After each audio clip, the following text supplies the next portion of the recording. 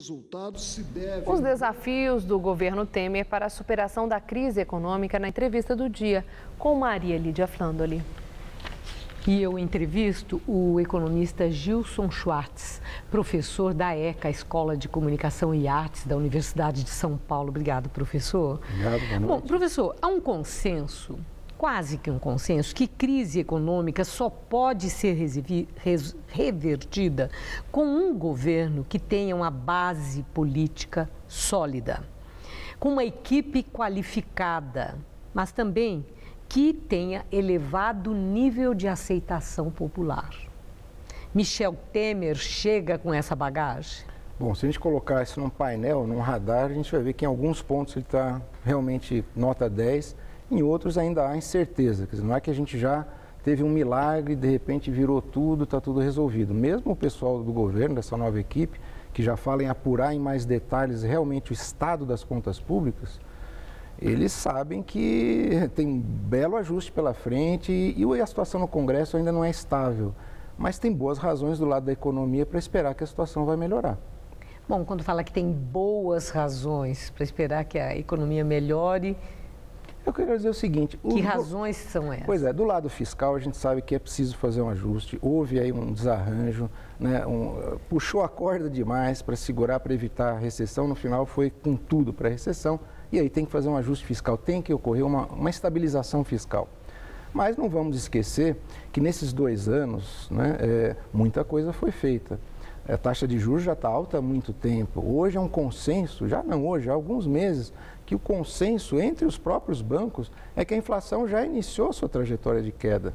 Portanto, isso é bom, quer dizer, o novo presidente do Banco Central, ele mesmo já andou dando assim umas dicas quando ele estava no mercado, de que a queda dos juros pode ser mais rápida do que seria se já não houvesse sangrado tanto a própria inflação. Então, nem tudo é herança maldita. O lado fiscal é preocupante, mas a inflação, por exemplo, tende a trazer boas notícias.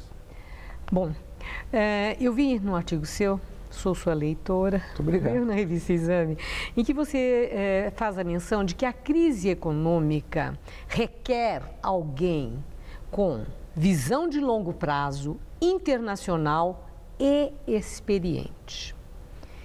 Henrique Meirelles tem esse perfil, ele é o cara?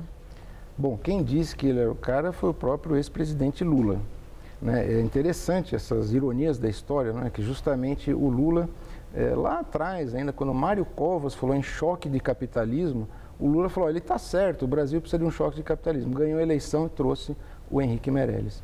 Agora mesmo, quando havia toda aquela discussão na possibilidade do Lula virar ministro, né, da Casa Civil, já rapidamente também surgiu o nome do Henrique Meirelles. E agora ele está lá, de volta numa posição de ajuste que justamente demanda muita confiança do empresariado, do sistema financeiro, sobretudo do sistema financeiro internacional, e experiência, então, ele tem.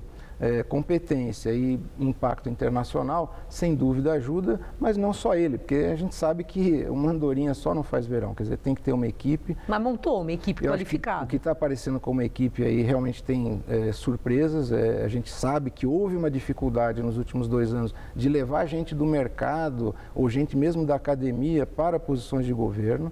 E, nesse sentido, o presidente interino acertou. Ele trouxe gente muito competente, qualificada academicamente ou com experiência no mercado. Bom, mas aí, né, as chances do que é que para a reversão dessa crise econômica. Então, temos o cara com uma equipe qualificada, mas tem uma outra variável que certamente tem um peso, não sei qual delas é que teria maior peso, que são os humores do Congresso. Os humores do Congresso, que dependem... Que é o que vai definir? Eu diria que é o seguinte, como uma parte do trabalho, vamos chamar o trabalho sujo, da taxa de juros, né, do combate à inflação, foi feito já com alguns resultados, né, e as expectativas, isso o ministro Henrique Meirelles tem dito, e vinha dizendo antes de chegar ao governo, em vários artigos ele dizia que havia um exagero de expectativas ruins com relação ao Brasil. Então, eu diria que a formação de expectativas, claro que acontece no Congresso, mas acontece também nos meios de comunicação, na sociedade, no mercado. Pode ser que piore antes de melhorar, mas que há uma tendência a melhorar do lado das expectativas, acho que isso já é possível observar. Então, tem um lado subjetivo da política no Congresso, mas tem um lado subjetivo que é a própria sociedade ir percebendo que mudou a dinâmica e que existe uma perspectiva de reduzir taxa de juros, por exemplo. Quão rápida será essa reversão de expectativas? Se ela for rápida, nós podemos sair antes da crise. Agora é interessante, porque o Henrique Meirelles, ele tem falado com muita frequência sobre a necessidade de medidas duras. Ele repete isso e questiona direitos adquiridos, algumas coisas, quer dizer, tudo muito polêmico. Este é um ano eleitoral, que a gente não pode perder também isso de vista. E eu vi uma frase interessante do Delfim, diz que o grande desafio vai ser o de convencer que essas medidas duras não equivalem a maldades para esse apoio da população. Mas sendo ano eleitoral, vai dar para convencer?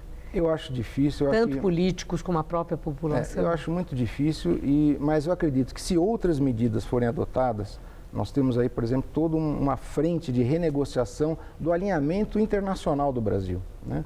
São mudanças importantes ali.